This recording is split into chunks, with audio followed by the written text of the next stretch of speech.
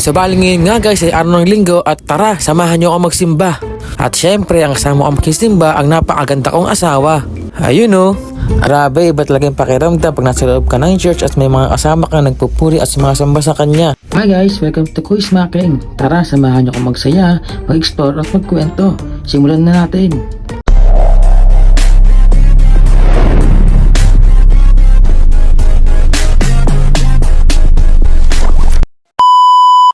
So bali ngayon nga guys ay araw ng linggo at tara, samahan nyo ako magsimba.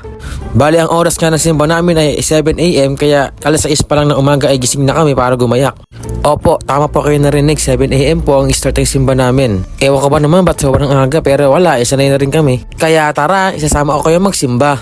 Bali, papunta na kami ngayon sa simbahan at malapit lang yung simbahan sa bahay namin. Dito lang siya sa Sarapina Por sa Italy Street. At syempre, ang kasama ko magsimba ang napakaganda kong asawa. Ayun o. Ayan, at malapit na pa kami dumating sa simbahan namin. At sa mga gusto rin po magsimba dito sa church namin, madali lang po siyang hanapin. Bali, pagpasok niyo po ng gate ng Rupina ay kakaliwa lang po kayo agad. Tapos sa unang kanto, kanan, tapos dire-diretso lang. Makikita niyo po yung signage ng Adelix at doon na po yun. Medyo maliit nga lang po itong church namin, pero cozy naman po yung loob neto at naka-air condition pa. Sobrang agap nga lang po niyan, pero andito na yung mga early bird. At maya-maya nga ay darating na rin yung iba, kaya maya-maya din ay medyo siksikan na dito. Pero pinagpaplanuhan nga po namin na mag-open ng second service para ma-accommodate yung mga gusto pang umattend. Kaya sa mga naghahanap po ng church na mga attendan, ay welcome po kayo dito sa church namin. Mag-message nga lang po kayo sa Facebook page ng Touch of Glory Church Philippines para mag-guide po kayo. At dito nga po ay nag-i-start na ang service at unti-unti na nagdadatingan ng mga tao. At mamaya nga guys, makikita niyo kung gaano nga ba kapulpak at kapuno ang church namin tuwing linggo. At alam nyo ba guys, ewan ko ba kung ako lang o kayo din, na hindi kompleto ang isang linggo ko pag di ako sisimba ng linggo. Kung meron nga din pong katulad ko mga Kristiyano dyan na nanonood dito sa video na to, pa-comment nga po dyan sa baba kung katulad ko rin po kayo na hindi kompleto ang linggo kapag hindi nagsisimba.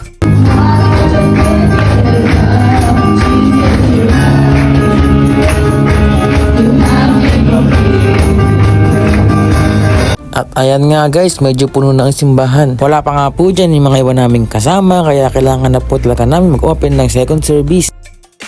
Grabe, iba talaga yung pakiramdam pag nasa loob ka ng church at may mga kasama ka nagpupuri at sumasamba sa kanya. Yung tipong kahit ang bigat-bigat na ng dinaramdam mo ay gumagaan kasi alam mong hindi ka nag-iisa. Kasi andyan yung mga brothers and sisters at syempre si Lord na kahit kailan hindi tayo iniiwan.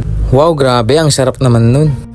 Kaya nga guys, ina-encourage ko kayo na umattend din sa mga simbahan tuwing linggo kasi ibang klase talagang experience to, promise.